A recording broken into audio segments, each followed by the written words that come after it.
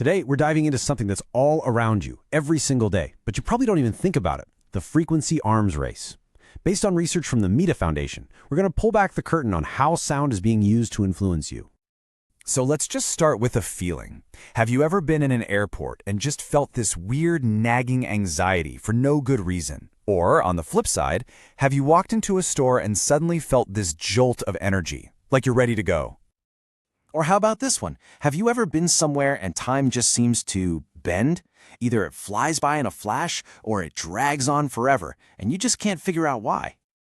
Well, here's the thing. What if I told you those feelings aren't random at all? According to the research we're digging into, they are often meticulously, carefully designed to shape how you think and what you do. So, let's break down exactly how that works. First things first, we have to understand sound's invisible influence.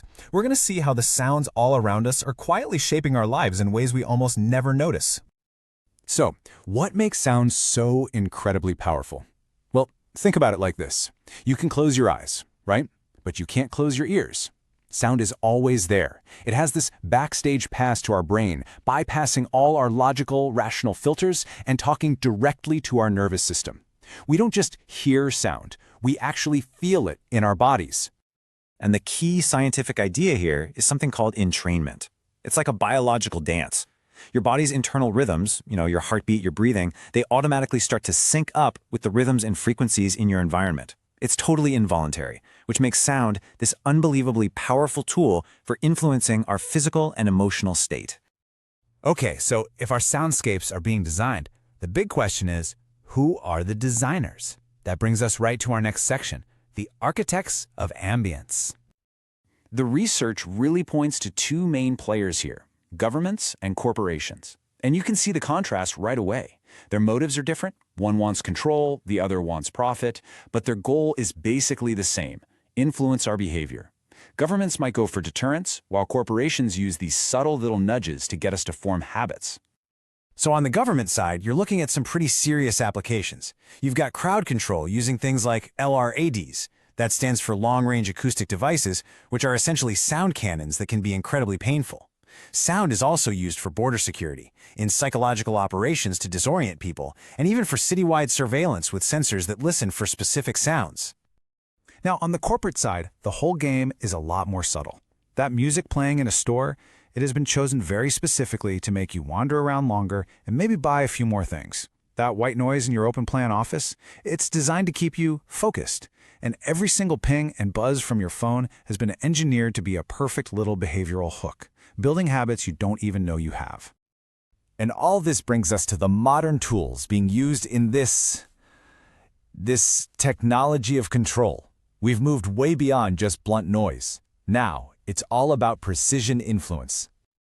And this is absolutely crucial to understand. The arms race isn't about making things louder, it's about making them smarter. New technologies can actually beam sound to a specific location or even to a specific person. So you could be hearing an ad that the person standing right next to you can't hear at all. The influence becomes totally invisible.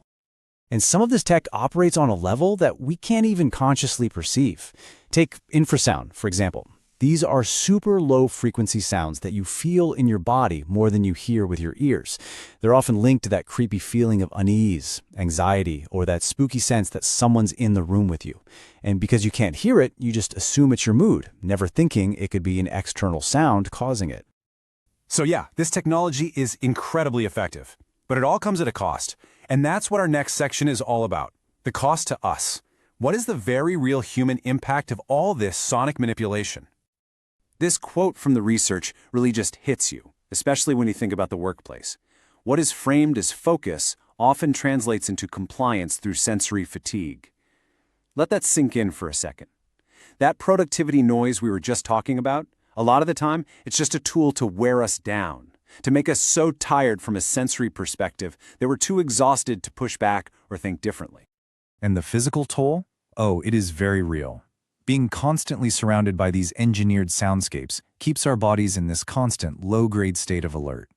That means we're flooded with stress hormones like cortisol, it weakens our immune system, and it makes us less resilient to stress. Our bodies are paying a heavy price, even when our conscious mind has no idea what's going on.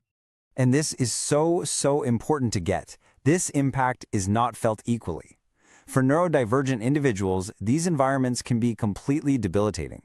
What's a minor annoyance for a neurotypical person can cause cognitive overload and burnout for someone with ADHD, or it could trigger a total shutdown for an autistic person. These one-size-fits-all soundscapes are actively harmful. Okay, so the whole situation can feel pretty overwhelming, but we're not powerless here. And that brings us to our final and maybe most important section, reclaiming our soundscapes. Let's talk about how to get your sonic autonomy back. The research actually offers a really practical 3-step plan. First, just map your world. Start paying attention to the sounds around you and notice how they actually make you feel. Second, practice sound fasting. Intentionally create periods of silence every day to let your nervous system rest and reset. And third, choose your own soundtrack. Actively listen to sounds that nourish you, like nature or music you love, instead of just passively absorbing sounds that drain you. But look, personal defense can only take us so far. While these individual steps are key, the bigger picture here requires us to act together. We need to start demanding transparency from the companies and institutions designing these spaces. We have a right to know how sound is being used to shape our world, and we need real ethical rules to set some clear boundaries. Which really leaves us with one final huge question. In this invisible arms race, who actually controls the dial? And maybe, just maybe, the more important question is, are we awake enough to even notice it's being turned? That's the challenge this research leaves us with. Thanks for tuning in.